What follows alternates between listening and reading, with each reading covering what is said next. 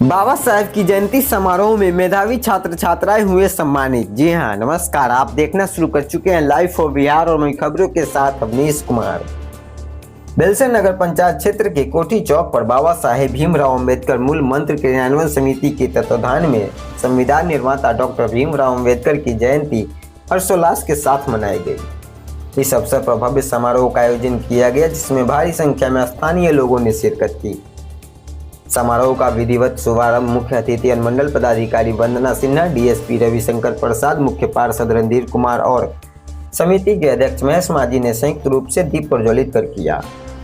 इसके पश्चात अतिथियों ने बाबा साहेब के तैलीय चित्र पर पुष्प अर्पित कर उन्हें भावभीनी श्रद्धांजलि दी। कार्यक्रम का सफल संचालन सुरेंद्र कुमार द्वारा किया गया। जयंती समारोह में सांस्कृतिक कार्यक्रमों की धूम मची रही। गायिका सरिता भारती, कोमल शर्मा और गायक आशिक दीवाना ने बाबा साहेब के जीवन और उनके संघर्षों पर आधारित एक से बढ़कर एक गीतों की प्रस्तुति दी।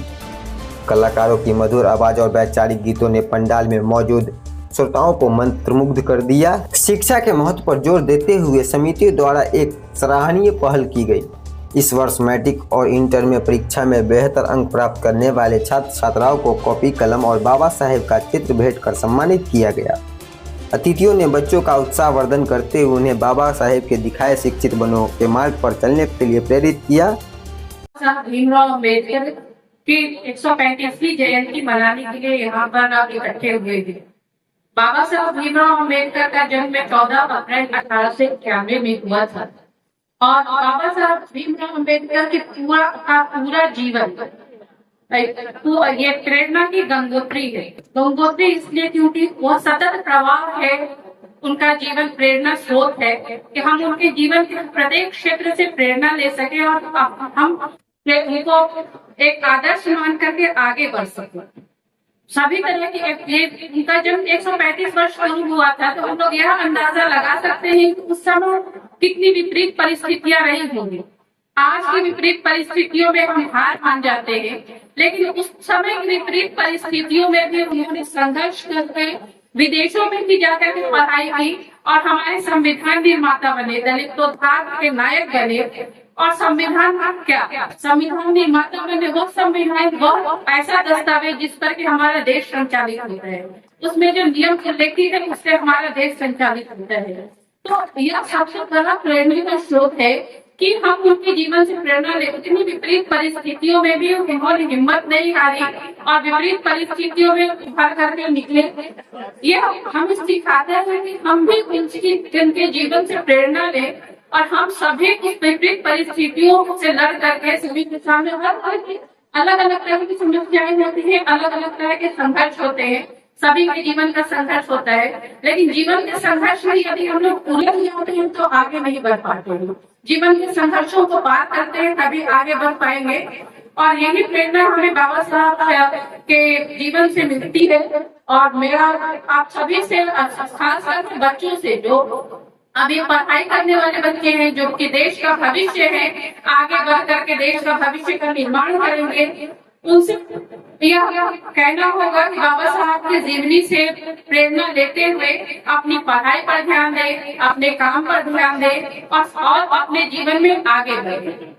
धन्यवाद। अम्बेडकर का जन्म और उनके संघर्षों की जो महागाथा है वो सदैव स्मरणीय है तथा हम लोग यह बात जब भी देखते हैं तो आए दिन जो हम लोग की दिनचर्या है, तो हम लोग का रोजमर्रा है, जहाँ हम लोग आज नए आपको देखते हैं, चाहे वो शिक्षा के क्षेत्र में हो चाहे राष्ट्र के विकास के क्षेत्र में हो, तो बाबा साहब का जो योगदान रहा है वो बहुत ही अतुलनीय और अविस्मरणीय है।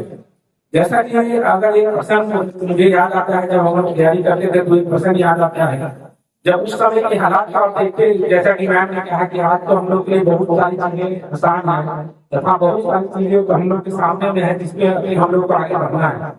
तो उस समय जब आप याद कीजिएगा 1930 का दौर था, 1940 का दौर था या 1890 का दौर था, उस समय हम लोग एक विदेशी सत्ता के अधीन थे तथा हर एक चीज के लिए हम लोग विदेशी जो शक्ति थी या विदेशी जो संसद थी उसके अधीन थे। तो जब संविधान निर्माण की बात चली और तो ब्रिटिश के जो उस समय के प्रधानमंत्री थे उन्होंने एक तरह से भारतीयों को खुली चुनौती दी कि आप लोग संविधान बनाने के लायक है ही नहीं तथा आप लोगों से यह नहीं हो पाएगा। तो ये बात हम लोग को उस समय थे, खासकर बाबा साहब अम्बेडकर, उन्होंने इस बात को न सिर्फ एक चुनौती के रूप में स्वीकार किया, वरन ऐसा संविधान तैयार करके और ऐसा संविधान तैयार करके हम लोग के सामने रखा जो कि विश्व का सबसे बड़ा लिखित संविधान था। न सिर्फ चुनौती को स्वीकार किया, वरन चुनौती को उन आदर्शों और मूल्यों को स्थापित किया जो कि हम लोग के आज भी देखते हैं कि अखंड भारत के लिए या एक समाज के संतुलित विकास के लिए जो चाहिए थी वो उन्होंने बाबा साहब अम्बेडकर के अगुवाई में जो संविधान बनी और संविधान का निर्माता और जो बाबा साहब अम्बेडकर ने जो नींव रखा और जो संविधान बन के हम लोग के सामने ले आ गया, तो 25 प्रधानमंत्री को उनको जवाब पाएंगे, लेकिन उससे हम लोग का है वो कहीं ना कहीं संविधान में ही अंतर्गत है और जो संविधान का पालन करना है। और सबसे बड़ी बात जो आप लोगों से भी अनुरोध है, जो बाबा साहब का एक सपना था उसका शिक्षा करें। आप अपने बच्चों को जरूर पढ़ाइए, अच्छे से पढ़ाइए, एक अच्छा समाज एक नागरिक बनाइए जो कि आगे राष्ट्र के निर्माण में हम लोग का योगदान दे सके। और जो बाबा साहब के पश्चिमी थी उनके चलने की जरूरत है, उनका हम लोग चल भी रहे हैं। और आप लोगों से भी है कि शिक्षा का जरूर, बच्चों को शिक्षा जरूर दें। और इसी के साथ धन्यवाद।